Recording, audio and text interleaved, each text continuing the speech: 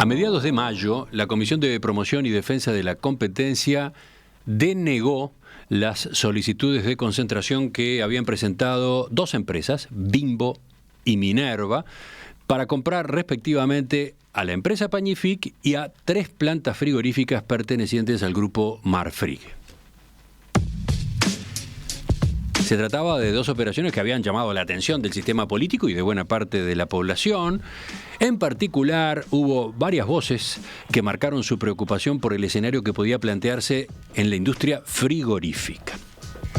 Ustedes saben, acá en Perspectiva abordamos las 2 noticias con varios enfoques, pero eso no fue suficiente. Quedaron planteadas varias dudas, varias preguntas. Por eso hoy retomamos el tema y lo hacemos con un análisis especial para el cual recibimos al economista Pablo Rosselli, socio en Exante. Pablo, ¿qué tal? Buen día, gracias por visitarnos. Buen día, es un placer visitarlos. Acá estamos charlando mano a mano. Muy bien. Bueno, empecemos, si te parece, estos apuntes recorriendo, digamos, las claves del marco que regula la competencia en nuestro país y las atribuciones que tiene la Comisión de Promoción y Defensa de la Competencia, que están contenidas en la ley 18.159 del año 2007, con algunos cambios que tuvo después. Te escucho. Bien, a ver, lo primero que tenemos que decir para entender este marco legal es el objeto de la ley es proteger el bienestar del consumidor.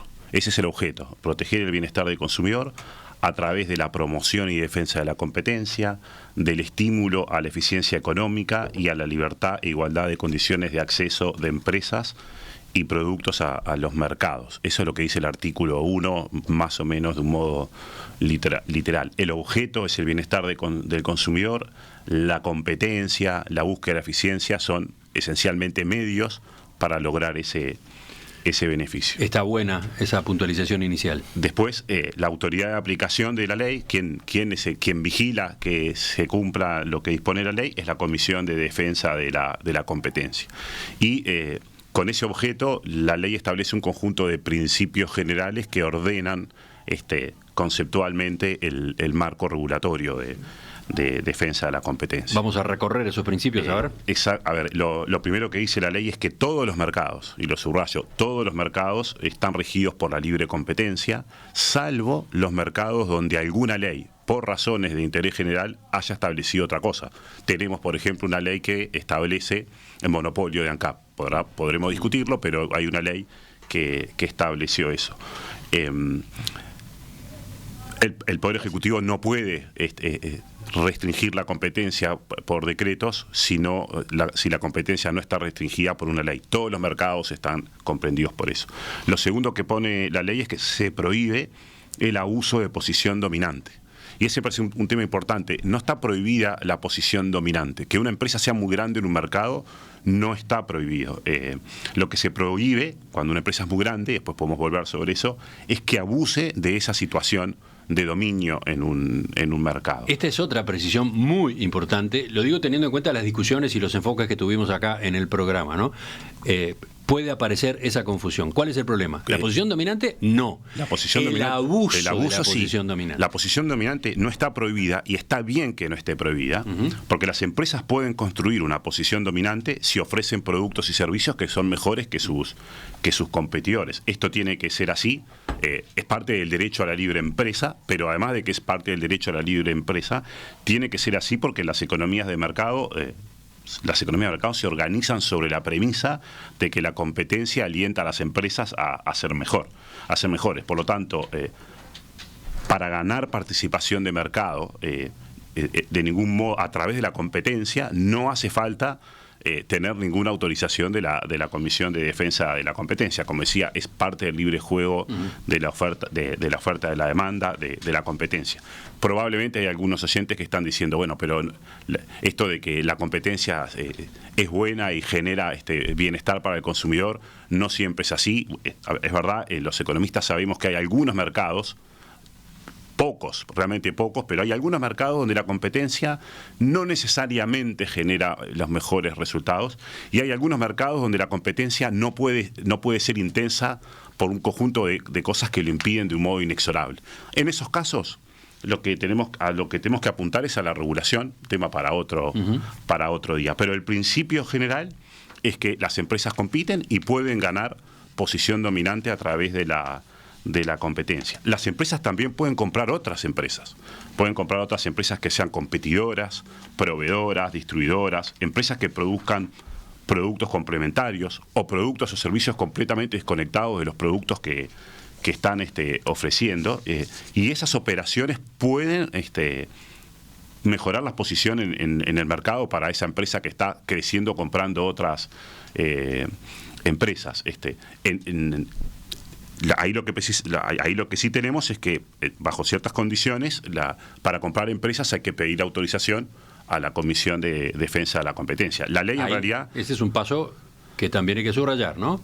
Para determinadas compras de empresas se necesita autorización. Claro, y digamos, lo que dice la ley es que todas las concentraciones económicas deben ser autorizadas por la Comisión, salvo cuando se cumplen ciertas cosas que exceptúan a los actores que están haciendo ese negocio de tener que pedir este permiso. Digamos, típicamente, si los umbrales si la facturación de las empresas involucradas es muy baja, no tienen que pedir autorización, y hay otros casos que no vienen ahora a cuento. Lo otro importante, la ley establece las concentraciones económicas de un modo muy amplio.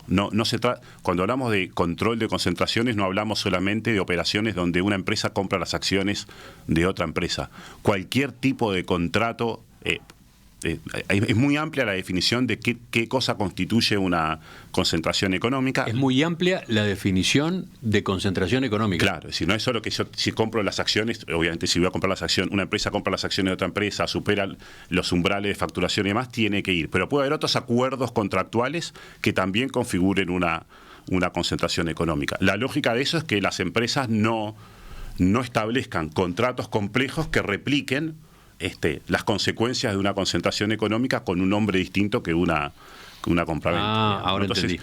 La ley es sumamente amplia con eso.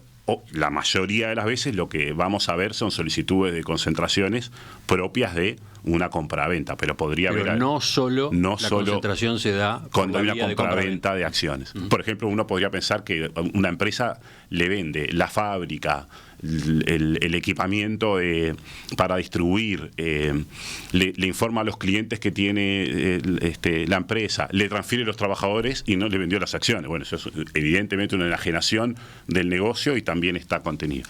En resumen, el marco legal no prohíbe la posición dominante. Está bien que no lo prohíba. Lo que prohíbe es el abuso de la posición dominante. Conquistar cuotas de mercado y volverse grande no está prohibido. No debería ser resultado de prácticas anticompetitivas. Bien, y ahí pasamos a la pregunta siguiente. ¿Qué conductas se consideran prácticas anticompetitivas? Hay un conjunto de conductas que se consideran ahora prácticas anticompetitivas y que la Comisión puede sancionar, digamos.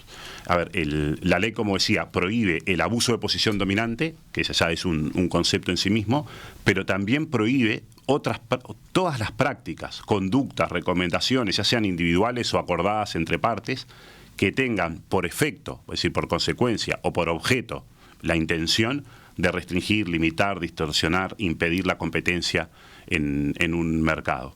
Al momento de aplicar la ley, de evaluar si una empresa está abusando de una posición dominante en un mercado, hay que mirar lo que está haciendo, pero también hay que entender si tiene esa posición dominante, en qué mercado. Definir el mercado. Es otro punto. Hay que ponerse de acuerdo en cuál es el mercado a observar. Claro. Es decir, cuando uno dice esta empresa tiene una posición de dominio y además está abusando de esa posición de dominio, primera pregunta es cuál es el mercado del que estamos hablando, qué tan grande es ese mercado para efectivamente ver si tiene posición de dominio. Entonces, definir ese mercado relevante es un aspecto clave. También lo es para la autorización de las concentraciones económicas, que podemos seguro volver después.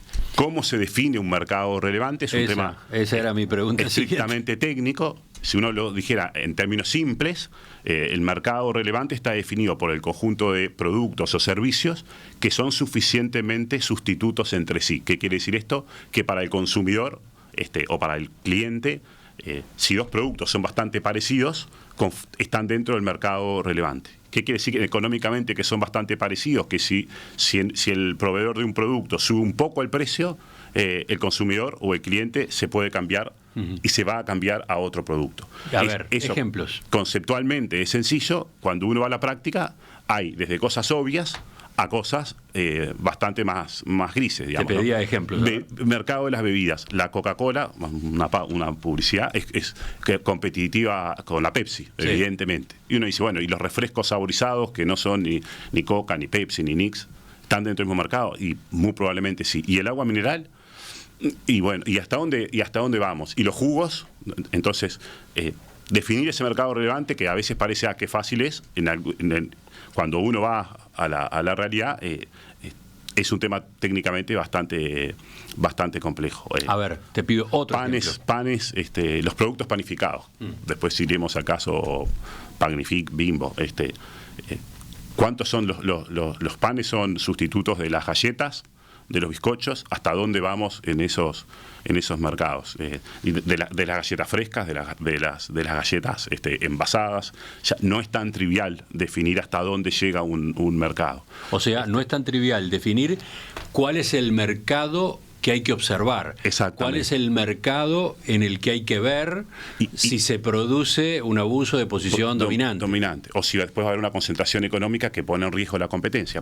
Cuanto más grande definamos un mercado relevante, cuanto más cosas digamos que son suficientemente sustitutos para los clientes o consumidores, menores son las posiciones dominantes de cualquier involucrado. Entonces, en cualquier caso de este tipo, en cualquier discusión de este tipo, quienes tienen posición dominante van a tratar de alegar que su mercado relevante es más grande, y quienes quieren acusarlo al que se comportó mal, por ejemplo, van a tratar de decir que el mercado es más chico y que son más dominantes. Eso es un tema complejo siempre de discusión. Sí, sí, es mucho más complejo de lo que tiene sus dificultades y está, creo, muy interesante que las vayamos ordenando y que vayamos traduciendo términos, ¿no? Sí. Esto del mercado relevante es fundamental. Fundamental para cualquier discusión de abuso de posición dominante. Pero después también hay otras prácticas que están prohibidas. Hay algunas prácticas que están prohibidas de un modo como sin ninguna calificación o sin nada que lo atenúe, digamos. Hay un conjunto de prácticas. Por ejemplo, los competidores en un mercado no pueden acordar precios de venta, no pueden acordar precios de compra de una materia prima o de algún servicio o producto relevante. Competidores no pueden acordar presentarse o no presentarse a licitaciones, no pueden coordinar eso. No pueden repartirse mercados, por ejemplo, geografía. No pueden acordar las cantidades que van a producir cada uno de ellos, que es una forma de restringir la oferta y hacer subir los precios. Ese tipo de cosas entre competidores están prohibidas per se. A ver, paso en limpio. Por un lado, ya lo dijimos, está prohibido el abuso de posición dominante. Exacto. Y por otro, están prohibidas una serie de prácticas anticompetitivas que son las que acabas de enumerar, ¿no? Eso, entre competidores, esas prácticas están prohibidas, en la jerga se llama per se. Si hay un acuerdo de precios entre competidores, eso está prohibido, eso amerita una sanción si fuese descubierto. Y los quienes practicaron eso... ¿Ejemplo? ¿Cuál es un acuerdo de precios? Digamos, lo que está prohibido es que empresas acuerden precios competidores para decir subamos los precios. Eso, digamos, después si ocurre o no ocurre, es más difícil saberlo. Pero si la Comisión de Defensa de la Competencia logra identificar eso, si alguien lo denunció y aparecen las pruebas, no hay un contexto de no, lo que pasa es que eso no, está prohibido. Chau, después hay otra cosa que están prohibidas, pero que el análisis se rige por lo que en la jerga se llama la regla de la razón. Está prohibido cuando tenemos posiciones de dominio en un mercado, cualquier práctica que tenga por objeto o tenga por efecto, digamos, la intención o el resultado de restringir la competencia. Y ahí hay ejemplos de cosas que están como bajo la lupa, no están estrictamente prohibidas. De nuevo, trato de ordenar. Sí. Hay algunas prácticas que a texto expreso están prohibidas. Y no hay cómo defenderse. Si uno la hizo, incumplió, no tiene cómo Son decir. las que recién mencioné. Exacto, acuerdos entre competidores. Acuerdos entre competidores. Distintas formas de acuerdo de competidores están listadas y están prohibidas, sí. Punto. Pero después hay una zona un poco más gris, a ver. Claro, cuando no necesariamente se trata de acuerdos entre competidores, hay un conjunto de prácticas que es como están bajo la lupa. Los acuerdos de exclusividad no están prohibidos, pero pueden configurarse, dependiendo de lo que esté ocurriendo, pueden constituirse en una práctica anticompetitiva. La aplicación, la aplicación a terceros de condiciones desiguales que dejen a ese tercero en una peor posición competitiva, eso está prohibido si se configuran un conjunto de cosas. Digamos, ¿qué quiere decir eso? Imaginemos, ¿no?, una empresa que tiene un producto o un servicio muy importante para la industria en la que operan los clientes de esa empresa. Si esa empresa, que tiene una posición de dominio, establece arbitrariamente que para un competidor esas condiciones son peores que para el resto, ese competidor tiene un derecho a decir: estoy siendo perjudicado por esto. Otra cosa que está prohibida es condicionar la celebración de contratos al cumplimiento de condiciones que naturalmente están ajenas al objeto del contrato. De nuevo, eso es raro decir, pero podemos poner un ejemplo. Imaginémonos un laboratorio que tiene un monopolio en un medicamento porque tiene una patente, derecho de propiedad intelectual, eso es completamente legítimo, pero que compite con otros productos donde hay muchos competidores y no podría condicionar la venta de su producto monopólico a que se le compre en otras condiciones ventajosas otro tipo de productos. Este tipo de prácticas están prohibidas, pero cuando alguien dice acá hay una práctica anticompetitiva de esta naturaleza, amerita análisis, digamos, porque puede haber, por ejemplo, acuerdos de exclusividad que sean razonablemente justificados, porque hay un acuerdo de exclusividad entre un productor y un distribuidor, porque el distribuidor ha hecho inversiones, porque promueve la marca. Entonces lo que está mal es abusar de la posición de dominio a través de ese tipo de prácticas, pero cada una de esas prácticas debe ser analizada en el contexto concreto. Debe ser analizada bajo la regla de la razón. Claro, bajo la regla de la razón. Las otras, dos competidores se pusieron de acuerdo para poner un precio, no hay mucho que analizar, está prohibido. Te hago una pregunta más para este segmento. Posición dominante en un mercado. Apareció varias veces ya en esta conversación. ¿Qué es? ¿Cómo se define posición dominante en un mercado? Tenemos una definición conceptual. Las participaciones de mercado son un ingrediente, pero no son definitorias. O sea, ¿por qué?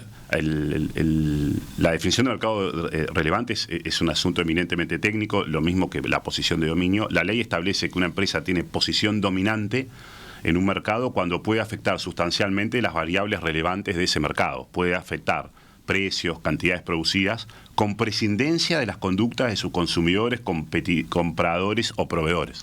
Con prescindencia de la conducta una empresa puede modificar precios, puede modificar cantidades con prescindencia de las conductas de sus competidores. Imaginemos una empresa que sube su precio y los demás competidores no suben su precio y pierde mucho mercado. Esa empresa no tiene poder dominante. Pero una empresa que puede subir sus precios sin perder producción o perdiendo poquita producción, y bueno, eso configura en algún momento una posición de dominio. Es decir, una posición de dominio es alguien que puede hacer mucho con relativa, la ley dice con prescindencia, con relativa prescindencia de lo que respondan consumidores o competidores. Lógicamente, para tener posición de dominio uno tiene que ser grande en un mercado, pero ser grande en un mercado no es suficiente para tener posición de dominio, porque uno puede tener una posición grande en un mercado, yo produzco un bien en el mercado uruguayo, soy grande, pero hay importaciones, puede haber más importaciones, si yo subo mucho los precios puede ocurrir que alguien entre rápidamente con más oferta y venda más. Entonces, la existencia de barreras de entrada, por ejemplo, es un elemento que es muy importante, la existencia o no existencia para configurar si tengo una posición de dominio. De todos modos, remarco lo que ya fue dicho varias veces a lo largo de esta charla, ¿no? La posición dominante no está prohibida. No está prohibida. Su definición es evidente. Eso es posición dominante, eso lo acabamos de explicar, pero eso no está prohibido. No está prohibido. Lo que está prohibido es abusar de esa posición dominante. Y la posición dominante, para tener posición dominante, uno requiere ser grande en ese mercado, pero ser grande no implica tener posición dominante. Si hay barreras bajas de entrada, si hay competencia de importados, eso probablemente conduce más a que no tengo posición dominante. Bueno, hagamos una pausa acá. Aflojémosle la exigencia al oyente, porque me imagino que el oyente ha tenido que estar muy atento para ir siguiendo todas estas explicaciones. Bueno, descansamos unos minutos y enseguida te propongo veamos cuáles son las atribuciones que tiene la Comisión para hacer cumplir la normativa.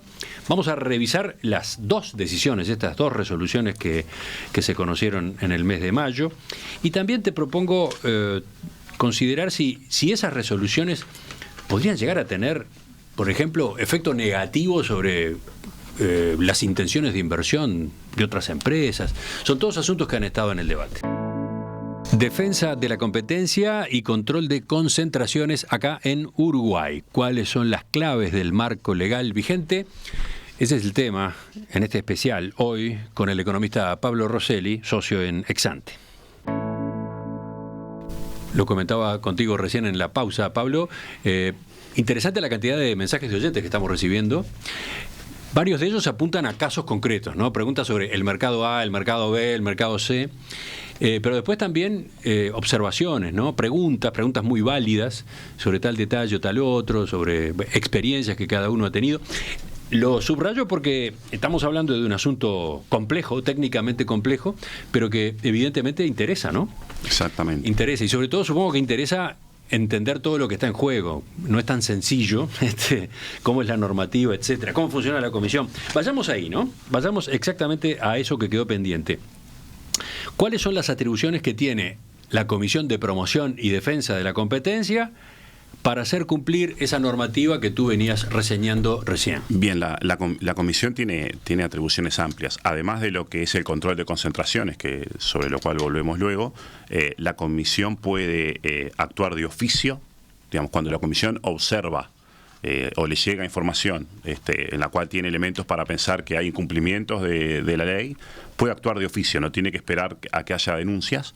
También actúa cuando hay denuncias de alguna parte.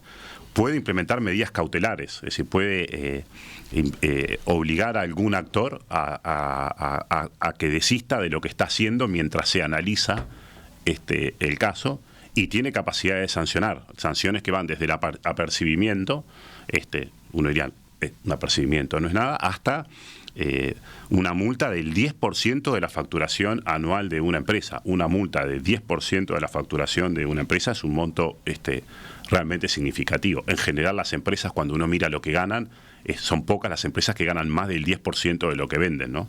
Es una multa significativa. También puede multar hasta 3 veces el daño hecho a otro competidor. Entonces, tiene capacidades amplias. Otra cosa después es cómo las puede desplegar, pero legalmente tiene amplias capacidades. Enseguida vamos a detenernos en las dos resoluciones que la Comisión tomó en el mes de mayo, pero antes, en términos generales, ¿qué debe valorar esa comisión a la hora de decidir si autoriza o no una concentración económica? Bien, la ley prohíbe las concentraciones económicas que tengan por efecto, es decir, por consecuencia, o por objeto, que tengan la intención de restringir, limitar, obstaculizar, distorsionar, impedir la competencia. Entonces, la comisión debe evaluar si una concentración económica que está analizando supone riesgos significativos de reducción de la competencia. Subrayo lo de riesgos porque nunca tenemos certezas de lo que va a ocurrir si se autoriza una concentración. Lo que se valora es los riesgos que esa concentración plantea. Para eso debe considerar si hay competencia de productos importados, si hay barreras de entrada importantes o no importantes que le impidan o no le impidan a la nueva empresa más grande subir los precios. Debe valorar si hay ganancias de eficiencia que puedan trasladarse a los consumidores. ¿Cómo es esto? Podría ocurrir que haya digamos, cuando las empresas se fusionan, cuando una compra a otra, parte de lo que ocurre es que se mejora la eficiencia. Por eso hay uno que quiere comprar y pagarle al vendedor por quedarse con su empresa. En algunos contextos, esas ganancias de eficiencia pueden terminar trasladándose al consumidor bajo la forma de precios más bajos o de mejores calidades. Ahí hay un atenuante, habría un atenuante. Hay un atenuante. Porque lo que tú remarcabas al principio es que el objeto de toda esta normativa es el bienestar del consumidor. Entonces, digamos, la Comisión tiene que valorar si hay ganancias de eficiencia, pero tiene que valorar si esas ganancias de eficiencia se trasladarían al consumidor. Ajá. Y si solo ocurrirían gracias a la fusión. Digamos, una ganancia de eficiencia que podría ocurrir fácilmente igual sin una fusión no debería ser valorada. La extensión de los análisis que se puede hacer para valorar una concentración es realmente muy, muy, muy grande. Cuando uno mira en el mundo, que Uruguay tiene una historia más corta, pero cuando uno mira en el mundo, los expedientes a veces son realmente súper, súper voluminosos, con un montón de informes técnicos. Se evalúa, se pregunta a los consumidores, ¿usted qué haría si le suben el precio tanto o cuánto? Se estudia la formación de precios, se analizan potencialmente se pueden analizar muchas cosas. ¿Por qué subrayo esto? De nuevo, para decir, esto es eminentemente técnico y no se resuelve en una conversación rápida, digamos, ¿no? Obviamente hay algunos casos que uno puede decir se resuelven fácilmente por sí, o relativamente fácilmente por no, pero la mayoría de los casos pueden ser bastante complejos. Ahora sí, pasando a las decisiones que adoptó la Comisión en relación con estas dos operaciones. Uno, la impulsada por Bimbo. Dos, la del grupo Minerva. Bien, retomo lo que decía recién. El análisis, la valoración de una concentración económica es un asunto complejo. Vamos a hacer algunos comentarios sobre los dos casos, pero los casos revisten complejidad. Hubo muchos informes. En los dos casos, estos dos casos revisten complejidad. Puede haber opiniones diferentes al momento de valorar estas dos concentraciones.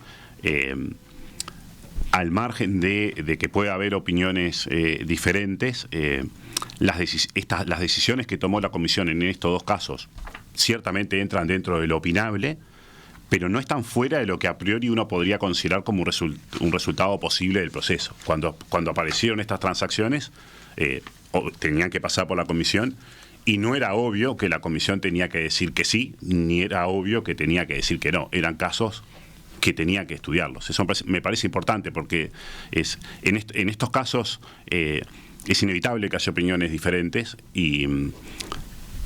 pero estamos dentro de una aprobación. Habría razonables argumentos para darlas, y una no aprobación también había argumentos para no darlas. No estamos en un lugar donde uno diría la Comisión tomó una decisión incomprensible en absoluto. Sí, quien mira las resoluciones verá que las resoluciones en sí son larguísimas, sí. O sea, ocupan varias páginas. Y detrás de eso hay varios informes de las partes y de la propia Comisión. Las páginas, buena parte de las páginas están dedicadas a enumerar todos los estudios, todas las voces que se tuvieron en cuenta, ¿no? Que en el caso de Marfrig y Minerva fueron realmente muchísimos actores.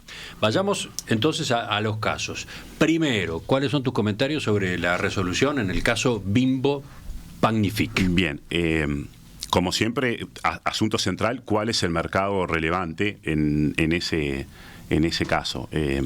Hablábamos, los productos panificados. ¿Hasta dónde vamos con los productos panificados? Un pan de molde, como los que ofrece la empresa Bimbo, son el mismo mercado que un pan flauta, como ofrece Pagnific, y son el mismo mercado que un pan flauta de una panadería artesanal.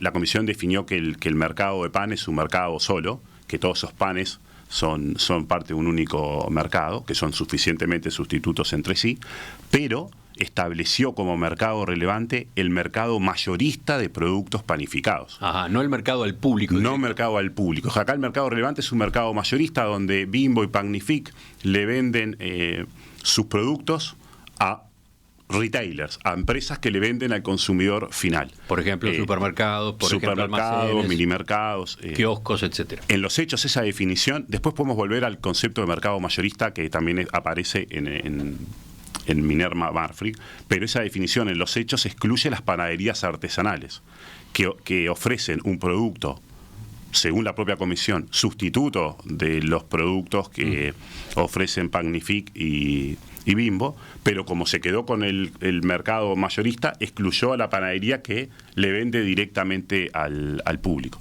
Eso tiene como consecuencia que Bimbo y Pagnific son más grandes en el mercado relevante. Si definiéramos el mercado relevante como todos los productos panificados que compramos los consumidores, desde el pan flauta, el pan porteño, hasta un pan de molde envasado, la participación de mercado de Bimbo y Pagnific sería sustancialmente menor.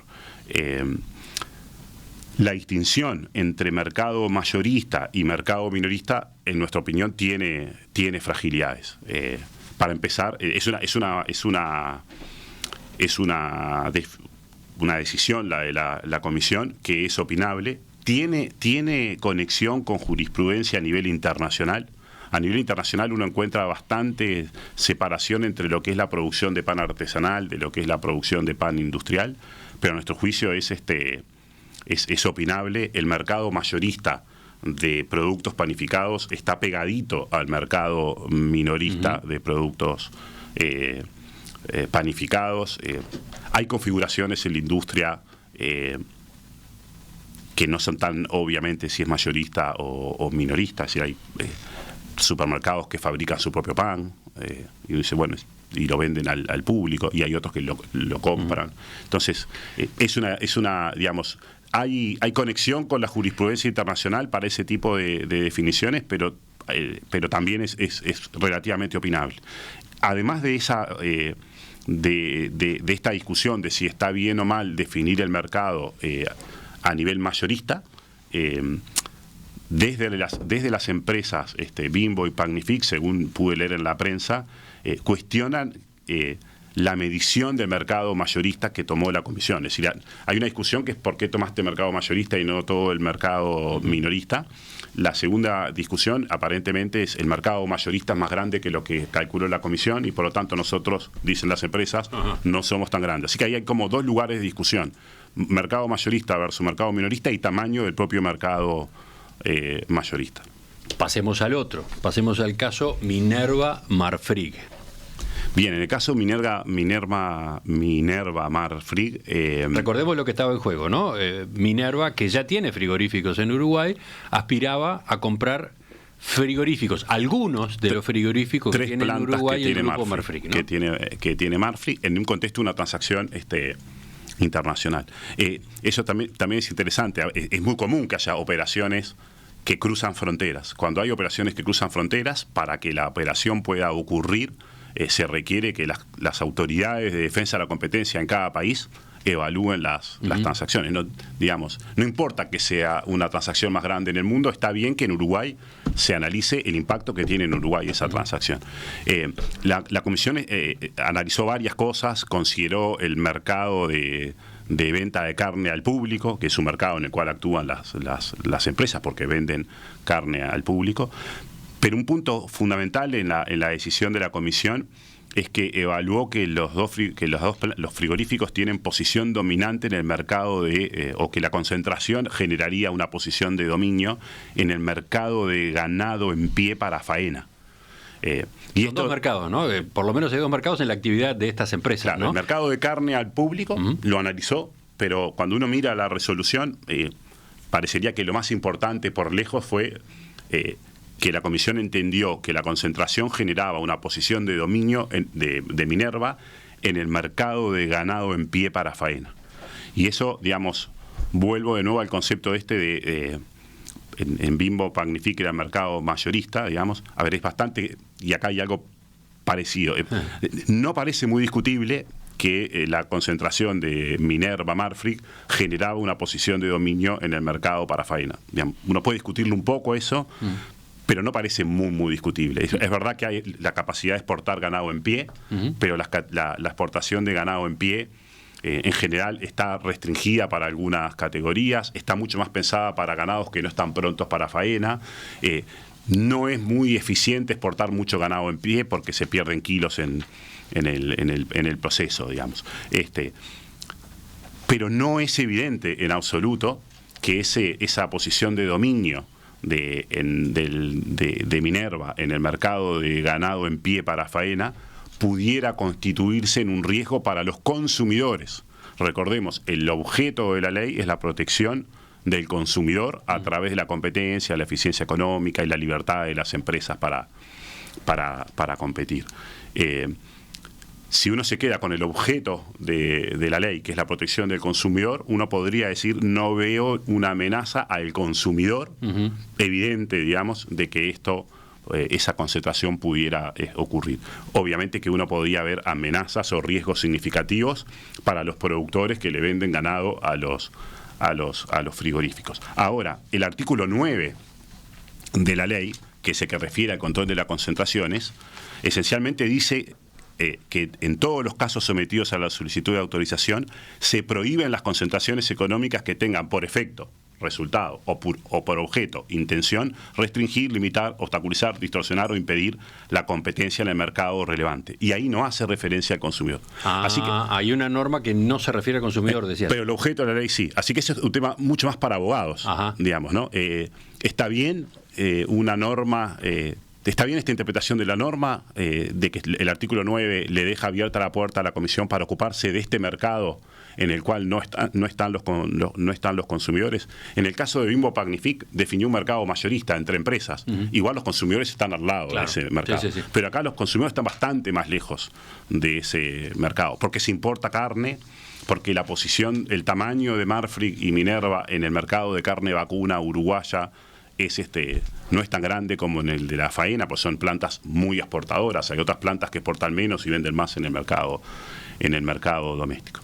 Esta decisión de la Comisión marca la cancha de alguna manera, en el sentido de que debería aplicar el mismo tipo de criterio en otras concentraciones futuras para tener una consistencia. Lo que no podría ocurrir es que la Comisión a veces defina que los mercados relevantes son solo, que el análisis de los mercados relevantes solo son para cuando hay un riesgo sobre el consumidor en algunos casos y en otros es para otros casos. Puso un estándar alto, es decir, el decir que uno tiene que, para aprobar una concentración, mirar mercados relevantes donde los consumidores están lejos, es un estándar alto. Uno puede pensar en cadenas agroexportadoras, por ejemplo, donde uno dice el consumidor en Uruguay no está, y aún así porque en la carne todavía tenemos consumidores, pero hay otras cadenas agroexportadoras donde el consumidor no está. La soja, por ejemplo. Lo que tú decís es que sentó un precedente que ahora habrá que ver cómo queda marcado en la historia de la Comisión, en el trabajo de la Comisión. Y sentó un precedente que es exigente para aprobar, porque ya no solo es el consumidor, sino que eventualmente son otros mercados entre empresas. Enseguida completamos este análisis especial con el economista Pablo Rosselli, a propósito de puntos que todavía quedan de las varias dudas que hubo en estas últimas semanas cuando enfocamos este tema acá en Perspectiva. Entre los mensajes que llegan de la audiencia, Pablo, aparece este de Gabriela, que nos manda textos. Concretamente, dice, grandes libros para aprender a propósito de competencia. Hay dos de Camilo Martínez Blanco. Sí, es una autoridad en materia de Derecho a la Competencia. Curso de Derecho de la Competencia uruguayo y Manual Básico de Derecho de la Competencia. Y luego, otro libro titulado Estudios sobre Defensa de la Competencia y Relaciones de Consumo, Santiago Pereira Campos y Daniel Rueda Kramer. Ellos fueron los directores de este trabajo que reúne escritos de varios autores. Sí, este es un campo que une al derecho con la economía. Y obviamente los economistas sabemos de economía, los abogados de derecho, pero acá los economistas que se dedican a esto tienen que saber de derecho y los abogados que se dedican a esto tienen que entender de economía. Vamos a algunas preguntas que habían quedado, algunas más. Pablo, ¿qué impacto puede tener sobre la inversión extranjera directa este par de resoluciones que tomó en mayo la Comisión de Defensa de la Competencia denegando autorizaciones para concentraciones? ¿Por qué planteo esto? Porque en una de nuestras tertulias surgió la preocupación de si estos fallos no terminaban siendo una señal negativa contra la inversión extranjera directa, porque se les dijo no a grupos multinacionales importantes que invierten en el país. En la mesa se señaló también que estas decisiones de hecho limitaban la libertad de empresa. Sí, a ver, el control de concentraciones es un asunto habitual en todo el mundo. Minerva y Marfrig también tuvieron que pasar por este proceso de autorización en Brasil. La realidad es que Uruguay llegó tarde al control de concentraciones. El control de concentración, la Ley de Defensa de la Competencia es del 2007 y el control de concentraciones recién se estableció en 2019 y entró en vigencia en 2020.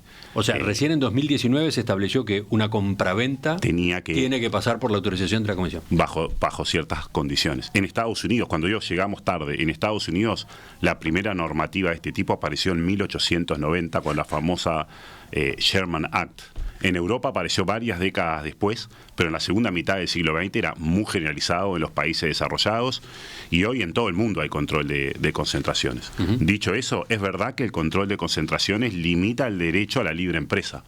Limitarle al dueño de una empresa su derecho a vender, no solo le limita el derecho a vender, y uno diría es una limitación de un derecho, esa limitación puede tener, digamos, como consecuencia menores incentivos para invertir. ¿Para qué voy a invertir en un negocio que después me resulta difícil de vender porque solo se lo puedo vender a uno que es grande, que es competidor mío y que después no lo voy a poder hacer? Entonces, es un hecho que el control de concentraciones limita el derecho a la libre empresa, pero conceptualmente lo intenta hacer por razones de interés general.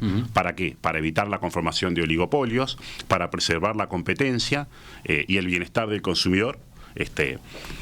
Siempre, digamos, en los marcos jurídicos, en las sociedades, siempre limitamos derechos. El asunto es cómo ordenamos la prioridad de los derechos. Dicho eso, la calidad del proceso de análisis y resolución de cada solicitud de concentraciones y la calidad de las decisiones, la calidad del proceso y la calidad de las decisiones es un aspecto clave para que el control de concentraciones no termine desalentando la inversión en el país. Y cuando digo eso me refiero a que las decisiones tienen que responder a criterios técnicos, no a las presiones políticas del momento, que tiene que haber garantías a lo largo del proceso de solicitud y análisis, que las partes tienen que tener el derecho, como lo tienen en Uruguay, de apelar las decisiones y que no haya influencias indebidas del sector político. Y esto, digamos, lo traigo particularmente a colación sobre el caso Minerva Marfrig. Ahí vimos dirigentes políticos de todos los partidos, dirigentes políticos de primer nivel, emitiendo opiniones firmes sobre ese asunto. ¿Y entonces? Eso no está mal en sí mismo. A ver, el sector agropecuario es un sector muy importante de la economía nacional. Esta transacción es una transacción importante. Es inevitable que haya opiniones políticas sobre el punto. La clave es que la Comisión pueda actuar con independencia técnica y que a lo largo del tiempo sus decisiones resulten consistentes, sólidas y razonablemente predecibles. Esos son todos elementos importantes, pero en todo el mundo existen los controles de concentración. Otra observación que surgió en la tertulia, a partir justamente de estas resoluciones de la Comisión de Promoción y Defensa de la Competencia, fue que en realidad ya existen muchos casos de oligopolio en nuestro país. Entonces, la pregunta era, ¿qué puede hacer la Comisión al respecto? ¿Qué puede hacer a propósito de hechos consolidados? ¿Puede la Comisión obligar a una empresa con posición dominante a desinvertir en su negocio? No, ahí hay una confusión. Cuando hay una solicitud de concentración, la Comisión puede hacer tres cosas. Puede aprobar la solicitud, apruébese, la puede rechazar, o la puede aprobar con condiciones o lo que en la jerga llamamos remedios. Y esos remedios son de dos tipos. Pueden ser remedios como compromisos de comportamiento. Autorizo esta operación, pero el comprador tiene que comportarse de cierta manera por cierto tiempo, yo voy a estar observando tales cosas, o remedios que se llaman estructurales. Por ejemplo, uno puede decir, apruebo la transacción, pero en cierto tiempo la empresa compradora tiene que venderle un negocio a un tercero, tiene que desinvertir. Creo que ahí surgió la esa confusión. La comisión puede aprobar una transacción sujeto a que desinvierta, no puede obligar a que desinvierta. Le puede decir es, si querés que te la apruebe, tienes que desinvertir en este negocio en tanto tiempo. Pero lo puede hacer cuando hay una solicitud de una concentración. La comisión no puede exigir a una empresa que desinvierta o salga de un negocio si no está pidiendo ninguna concentración, porque su negocio es grande, porque tiene una cuota de mercado grande. Solo puede condicionar una compraventa. Hasta 2020 las empresas podían comprar a otras empresas sin pedir autorización. Y en Uruguay vimos montones de compañías que se fueron vendiendo, otras que fueron comprando, que fueron ganando posición de mercado, comprando otras compañías. No había ningún impedimento legal para hacerlo. La comisión solo puede actuar en las nuevas compraventas. En definitiva, Uruguay llegó tarde al control de concentraciones, y es cierto que eso ha dejado mercados más concentrados.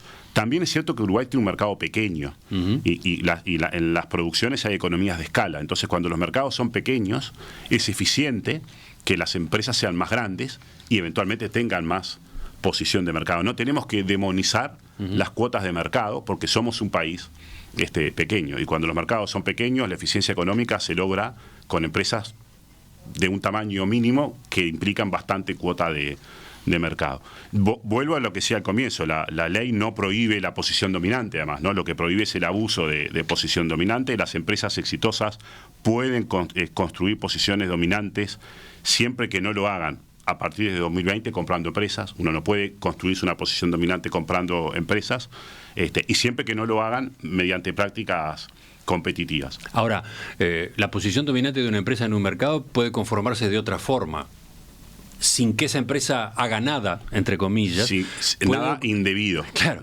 puede ocurrir que compita exitosamente. Sí, o que la empresa termine teniendo una posición dominante porque otras empresas del sector cierran o se retiran del país. Cuando eso pasa, la conclusión que tenemos que sacar es que la empresa ganó posición de dominio porque fue mejor que sus competidores, asumiendo que no implementó prácticas anticompetitivas que terminaron desplazando a su competidor. A ver, eso es parte, de nuevo, del libre juego de la oferta y la demanda, y es parte de la eficiencia económica. Las empresas que hacen las cosas bien van a crecer, las empresas que hacen las cosas mal van a decrecer, y las que las hacen muy mal, por la razón que sea, eventualmente terminarán cerrando. Y está bien que la ley no prevea ningún remedio para eso, que no debe impedirse. Otra cosa es qué hacemos con los oligopolios o con las posiciones dominantes que surgieron del pasado. Exacto. ¿Qué pasa en esos casos? Tú decís, la posición dominante no está prohibida, pero ¿qué pasa si de un oligopolio ocurre que hay abuso de posición dominante? Digamos, si hay abuso de posición dominante, hay posibles sanciones. Eso se puede analizar, lo puede analizar la comisión. Lo puede analizar de oficio o por denuncias de otros. Pero cobrar caro no es un abuso de posición dominante. Ajá. Vender caro un producto, lo vendo caro porque tengo una posición en el mercado, decido vender y mis clientes deciden comprar. Para esos casos, lo que tenemos que pensar, en todo caso, es modificar regulaciones que le están permitiendo a las empresas cobrar caro. Digamos, si tenemos falta de competencia en mercados, que en Uruguay tenemos falta de competencia en muchos mercados, la Comisión puede mirar que no haya prácticas anticompetitivas. La Comisión también puede sugerir modificaciones en regulaciones o leyes o decretos que están haciendo que haya menos competencia. La Comisión tiene capacidad para proponer cambios regulatorios o legislativos, que obviamente a los cuales tiene que acceder el Poder Ejecutivo o el Poder Legislativo, según el caso. Y la última, me cuesta poner una última porque la lista de dudas y consultas es larga. La última, ¿cómo es la situación de la comisión? Esto viene porque el viernes pasado, durante una entrevista acá en Perspectiva, el contador Pablo Ferreri, del Frente Amplio, ex titular de la DGI, ex subsecretario de Economía, hoy asesor de Carolina Cose, señalaba que es necesario dotar a la comisión de mayores recursos y que debería estar fuera de la órbita del Ministerio de Economía. Ojo, no es el único sector político que está planteando cambios con respecto a la comisión o la legislación, pero en particular sobre el funcionamiento de la comisión. Este es un tema sumamente relevante. Decíamos, la ley de defensa de la competencia restringe los derechos de las empresas, los derechos a vender y los derechos a hacer cosas que se consideran anticompetitivas o abuso de posición dominante. Para que esas restricciones no afecten negativamente a la inversión, es muy importante que la calidad de esas decisiones sea buena y sea predecible, como decía antes. Uruguay está recién empezando a recorrer este camino. La ley que creó el marco de defensa de la competencia es relativamente nueva, es del 2007, es mucho más nuevo el control de concentraciones. Estas son las dos primeras transacciones importantes que fueron rechazadas. Había habido otra transacción rechazada de un supermercado, creo que en Parque del Plata. Con el paso del tiempo va a haber otras, es inevitable que eso va a pasar. Sin desmerecer en absoluto el trabajo que ha hecho la Comisión hasta ahora, sin que mis comentarios sean crítica en absoluto a ninguna de sus resoluciones, en mi opinión parece razonable pensar que la Comisión debe contar con más recursos materiales y debe contar con más recursos humanos para que la vigilancia de la competencia en los mercados que debe hacer la Comisión no genere, como decía, incertidumbres con efectos negativos en la inversión. La Comisión tiene que tener recursos muy sólidos, tiene que tener capacidad para analizar las solicitudes de concentración, para atender denuncias, para actuar de oficio. Porque si la Comisión no actúa de oficio, si los actores no perciben un riesgo de ser sancionados, va a haber muchas prácticas anticompetitivas. Tiene que tener la capacidad de analizar en profundidad mercados donde hay indicios de insuficiencia de la competencia. Desde un punto de vista institucional, es muy razonable pensar que la Comisión tiene que tener más independencia técnica y política de la que tiene hoy, porque hoy reporta al ministro de Economía. La Comisión, imagínate, puede sugerir cambios en decretos del Poder Ejecutivo, puede sugerir cambios legislativos, podría ir al Parlamento y decir acá hay leyes que deberían ser modificadas, pero para eso necesita independencia política. Hay cosas que no deberíamos hacer. Tener un marco de defensa de la competencia con una comisión sancionatoria y retasearle recursos no es una buena combinación.